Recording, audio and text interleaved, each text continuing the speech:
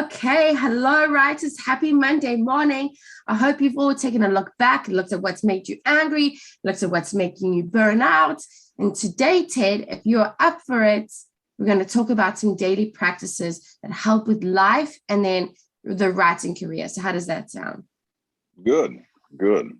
You know, the daily practices, it's interesting because people often make the assumption that I'm like, you know, because I'm a coach, that I have like all these rituals, or I meditate, or super I do all these different things. And the truth be told is I don't do a lot of those things. Now, having said that, I am rooted in certain things. And probably some people would argue that there are rituals, right? What I would propose today is that, you know, we talked about this idea of burnout and anger in the past couple Monday morning jump starts. And I think this is a good pause to say, what are you doing in the day to make sure that you're avoiding those two traps, but also maximizing your potential every day, right? Like at the end of the day, that's what we're trying to do in this writing journey and in life and all the rest of that things. And so the day starts with what? The morning. So as cliche as it may sound, like, how do you start your morning? Are you one of these people that kind of rolls out, grabs your phone, goes on Facebook, all of that? Or is there some level of purpose in that first 10 or 15 minutes, right? And there's all kinds of different things you can do. You know, you and I have even had discussion before where you wake up and you drink the first thing you do is drink, I think you said lemon water or something to get your body jump started. There's a book out there called Miracle Mornings. I would suggest people read it. I'm not saying that you adopt everything from the book, but just think about how you wake up. Like when I think about my morning, as much as I don't think my morning's ritualistic, I don't look at my phone first thing in the morning. I come down, I make pour over coffee.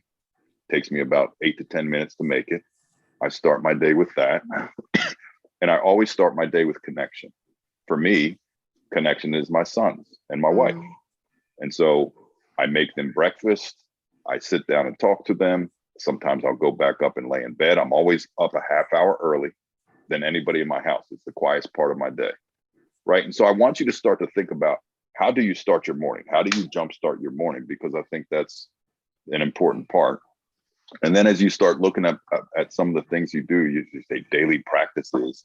I always think about, what commitments are you going to make to yourself and what boundaries are you going to set? Like those two things are really important to me, right?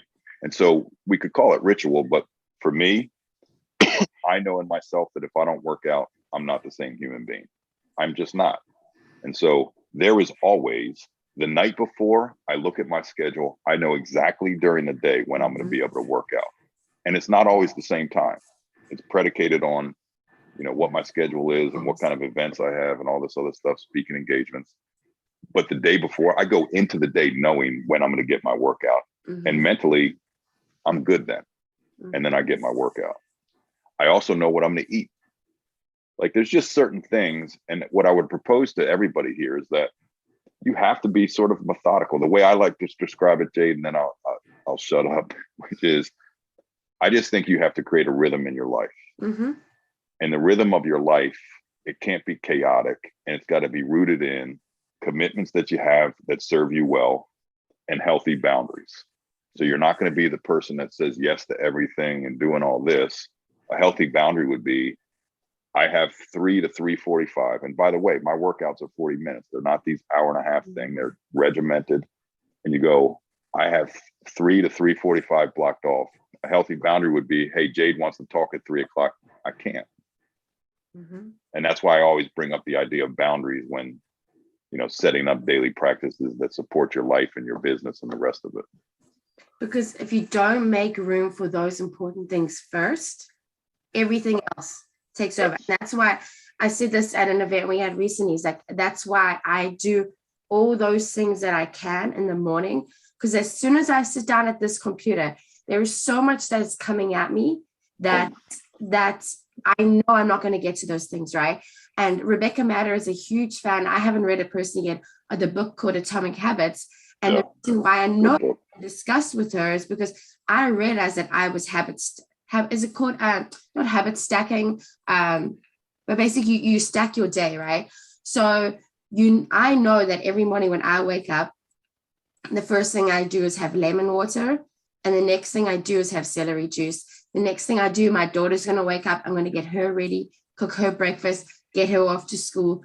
Then I'm going to journal, and then I'm going to meditate, and then I'm going to work out. And that is my morning before I sit down at this desk. And it's all stacked like that. So, and the more you can stack it, like if you can add, like, and then I normally try and do, the next thing is have fruit, right? So if I can, the more I can add to that stack, the more I know the flow and the rhythm of my morning, and the more likely I am to do those things. Because it's just like when you go to the bathroom, you know, you wash your hands next, and then you dry your hand, you know, like, you know, the things you do, and it becomes so natural and so normal to you. But I also think it's really important to do, excuse me, to do the things that you know that you're going to do. Does that make sense? Like, don't say like, oh, I'm going to drink celery juice and that's my thing. Meanwhile, you don't have a juicer. You have no idea or plan of where to buy celery juice. You don't like the taste of it. All these things you're not going to do, right? Because it's the right thing to do. Like, I feel like people really have to look and figure out what fits in my life, right? If I can't join a gym, okay, so I can do YouTube videos at home to work out. Where is that going to fit into my life? How can I do that? So I think that we got to remove nobility out of this a lot and do what you can do and prepare as much as you can, because I think that way more equals success and the probability of you doing it than just, oh, tomorrow, this is what I'm gonna do, you know. I'm going to do something. Yes. As this conversation unwind, and what you know, it's interesting because I think what I'd leave people with is not so much this idea of daily practices, but what's sticking with me in this quick conversation is, how is your day being started? How are you setting up your day, right? The morning thing, and then how are you forecasting your day? Yeah. Or are you one of these people, which I talk to plenty of people, their morning's chaotic, and so is the rest of their day. And they're kind of wandering through their day, getting through stuff or whatever. Are they bringing some level of regiment into their day and rhythm into their day? And it does start with the morning. So something as simple as, and it might not be this for everybody, but like, it sounds like you do it, I do it. I am always up a half hour, 45 minutes before anybody in my house. That sets the tone for the day. If I rolled out at the same time that my boys woke up, my morning would be chaotic. Yeah.